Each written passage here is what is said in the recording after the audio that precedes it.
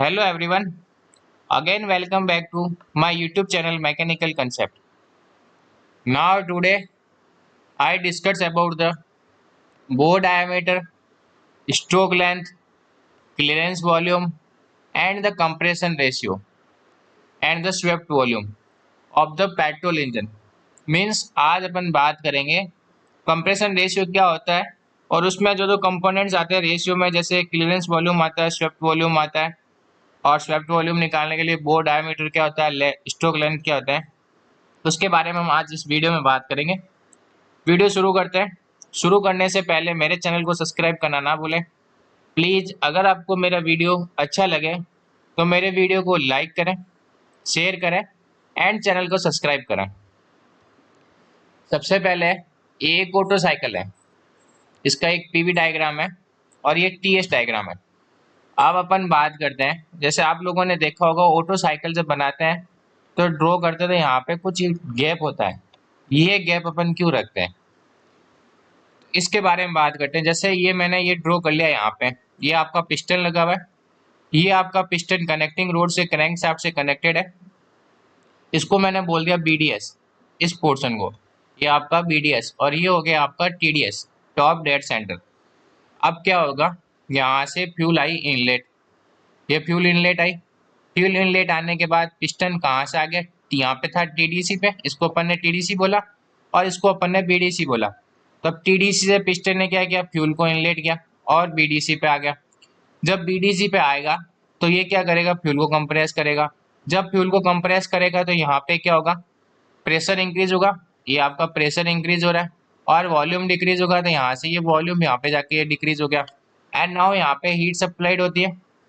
जब heat supplied होती है तो यहाँ पे बर्निंग प्रोसेस हो जाएगा और यहाँ पे फिर बाद में क्या होगा, पावर स्ट्रोक होगा, जिसको आप बोलते हो एक्सपेंशन। जब ये पावर स्ट्रोक होगा तो यहाँ से फ्यूल मतलब पिस्टन टीडीसी से बीडीसी की ओर मूवमेंट करेगा और प्रेशर डिक्रीज होगा और वॉल्यूम इंक्रीज होगा।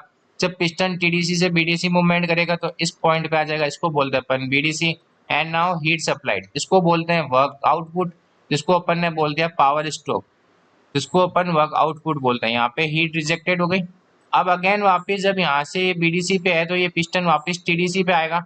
जब टीडीसी पे आएगा तो यहीं पे वापस क्या होगा, आप जो इसको बोलते हो एग्जॉस्ट स्ट्रोक, हीट जो आपके अनवांटेड पार्टिकल्स होते हैं जो रिमूव होते हैं एग्जॉस्ट स्ट्रोक से, आउटलेट वॉल से, उसको बोलते हैं एग्जॉस्ट स्ट्रोक। ये यहाँ पे वापस पिस्टन आ गया टीडीसी पे।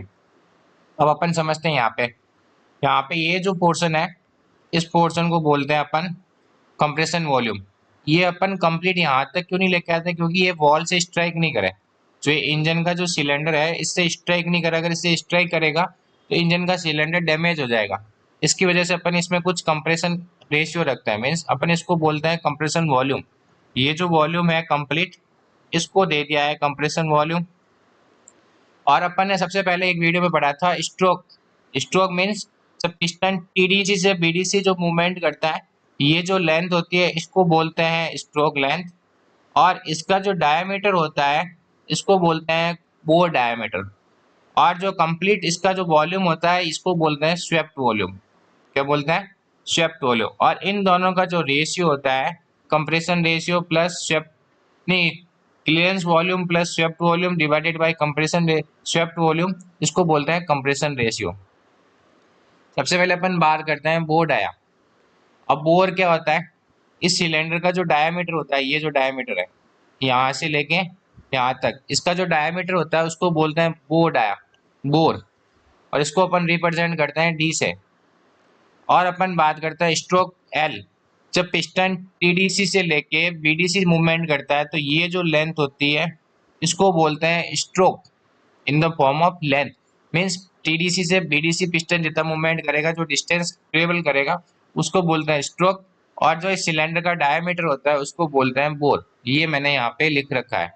The bore refer to the diameter of the engine cylinder and stroke, जो स्ट्रोक होता है refer to the distance the piston travel from the top to the cylinder of the bottom. Top means TDC और bottom means BDC, bottom dead center और top dead center. अब अपन बात करते हैं स्वेप्ट वॉल्यूम या फिर डिस्प्लेसमेंट वॉल्यूम। स्वेप्ट वॉल्यूम और डिस्प्लेसमेंट वॉल्यूम क्या होता है, जब पिस्टन टीडीसी से बीडीसी मूवमेंट करता है तो इसकी जो लेंथ होती है, और अपन के पास वॉल्यूम निकालने के लिए क्या चाहिए, एक तो एरिया और दूसरा चाहिए अपन को लेंथ। अब एरिया कहाँ से आएगा, लेंथ तो अपन ने स्ट्रोक निकाल ली, एरिया कहाँ से आएगा, एरिया आएगा ये जो सिलेंडर का डायामीटर है, इस डायामीटर से। ये जो डायामीटर है ये आपका कोर है, नहीं सॉरी बोर है, ये जो बोर डायामीटर है, और इस बोर डायामीटर से अपन एरिया निकाल लेंगे।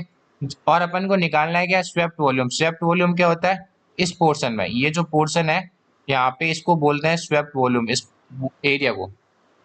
तो यहाँ पे जो है ये वॉल्यूम है, इसको अपन एरिया मल्टीप्लाई जब लेंथ से मल्टीप्लाई करेंगे तो ये जो जो निकलेगा उसको बोलते हैं अपन वॉल्यूम, और ये वॉल्यूम होता है स्वेप्ट वॉल्यूम। समझ में आ गया, इसको बोलते हैं अपन सीसी, मीन्स सेंटीमीटर क्यूब। आप गाड़ियों के बारे में बात करते हैं ना, जैसे 150 सीसी, 125 सीसी, 150 सीसी, 100 सीसी, तो ये डिपेंड करता है इस पे। अब उसके बाद में बात करते हैं क्लियरेंस वॉल्यूम।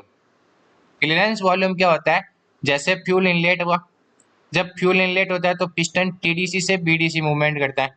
अब पिस्टन यहाँ पे बीडीसी पे आ गया, अब ये जब इसको कंप्रेस करेगा वापस बीडीसी से टीडीसी जाएगा, तो ये क्या करेगा, इसका वॉल्यूम कम हो जाएगा।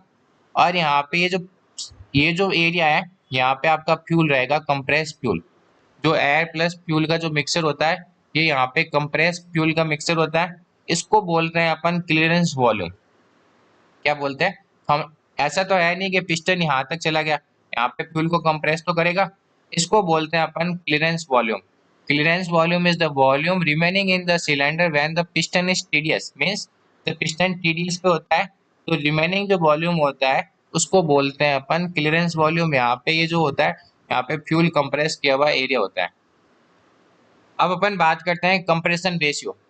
अब कंप्रेशन रेशियो क्या होता है, कंप्रेशन रेशियो कंप्लीट होता है सिलेंडर का, तो ये क्या होता है, ये रेशियो होता है clearance volume plus swept volume divided by clearance volume, means it is the ratio of combination of the swept volume and clearance volume to the clearance volume. अब अपन ने स्वेप्ट वॉल्यूम को तो बोल दिया VD, VD means displacement volume, ठीक है, इसको वीएस भी लिख सकते हैं और वीडी भी लिख सकते हैं। तो ये हो गया आपका स्वेप्ट वॉल्यूम, ये हो गया आपका clearance volume and divided by clearance volume, ये होता है आपका कंप्रेशन रेशियो। अब अपन जैसे ये आपका पिस्टन है, यहाँ पे फ्यूल इनलेट हुआ, फ्यूल इनलेट होने के बाद पिस्टन बीडीसी पे टीडीसी से बीडीसी पे आ जाता है, and then now compression stroke में क्या होता है, पिस्टन वापस बीडीसी से टीडीसी जाता है, और यहाँ पे ये क्या करता है, फ्यूल को कंप्रेस करता है, फ्यूल को कंप्रेस करता है। सपोज करो यहाँ तक, इस एरिया तक इसने फ्यूल को कंप्रेस किया, तो यहाँ पे जो टीडीसी के बाद का जो वॉल्यूम होता है उसको बोलते हैं अपन कंप्रेशन वॉल्यूम, और टीडीसी से लेके बीडीसी तक का जो वॉल्यूम होता है उसको बोलते हैं अपन स्वेप्ट वॉल्यूम, और इन दोनों का जो रेशियो होता है उसको बोलते हैं अपन कंप्रेशन रेशियो। और ये जो एफिशिएंसी है ये आपकी किसकी है, ऑटो साइकिल की, ऑटो साइकिल जिसको बोलते हैं अपन पेट्रोल साइकिल, ठीक है, पेट्रोल इंजन में जो साइकिल काम आती है उसको ऑटो साइकिल कहते हैं, ये कांस्टेंट वॉल्यूम पे वर्क करता है। अब अपन एक एग्जांपल से समझते हैं। सपोज करो एक इंजन है जिसका वॉल्यूम, इंजन का जो वॉल्यूम है सिलेंडर का वो है 1000 सीसी, मीन्स 1000 सीसी है। अब इसने क्या किया, 800 सीसी तो इसने क्या कर दिया, स्वेप्ट वॉल्यूम में कम इसको रिप्रेजेंट कर दिया, मीन्स ये जो एरिया है इसको बोल दिया 800 सीसी, इस टीडीएस तक, सॉरी ये टीडीएस तक है, इस टीडीसी से लेकर यहाँ तक जो बीडीसी तक है इसको बोल दिया इसने 800 सीसी, ये हो गया आपका 800, ये हो गया आपका 200 सीसी। अब अपन बात करते हैं कंप्रेशन रेशियो। अब कंप्रेशन रेशियो कैसे निकालोगे, clearance volume plus swept volume, तो ये कंप्लीट कितना है 1000, और to the clearance volume, clearance volume कितना है आपका 200 मीन्स 200 सीसी, इन दोनों का अपन रेशियो निकालते हैं तो 1000 डिवाइडेड बाय 200, तो इसका रेशियो क्या हो गया 10:2। समझ में आ गया, ये होता है आपका कंप्रेशन रेशियो। अब अलग अलग इंजन जैसे डीजल इंजन और पेट्रोल इंजन की बात करते हैं, तो डीजल इंजन में जो कंप्रेशन रेशियो होता है वो ज़्यादा होता है, क्योंकि अपन को फ्यूल हाई प्रेशर पे कंप्रेस करना पड़ता है, क्योंकि अपन यहाँ पे स्पार्क प्लग यूज नहीं लेते हैं, यहाँ पे अपन इंजेक्टर यूज लेते हैं, इसलिए इसका कंप्रेशन रेशियो ज़्यादा होता है। इसका कंप्रेशन रेशियो 18.8 मीन्स 18:1 से लेके 23:1 तक होता है, मीन्स 23:1 तक होता है। और पेट्रोल इंजन की बात करें तो इसका जो कंपैरिजन रेशियो है वो 10:1 मीन्स 10:1 से लेके 14:1 तक इसका रेशियो रहता है। तो ये पेट्रोल इंजन का होता है, और ये जो आपका रेशियो है कंप्रेशन रेशियो, ये डीजल इंजन का। ये आप याद रखिएगा, अगर एग्जाम में आता है तो आप इसका सॉल्यूशन बता दीजिएगा। इसका रेशियो होता है डीजल का 18:1 और 23:1, और पेट्रोल इंजन का होता है 10:1 और 14:1। ये एक कंप्रेशन रेशियो होता है।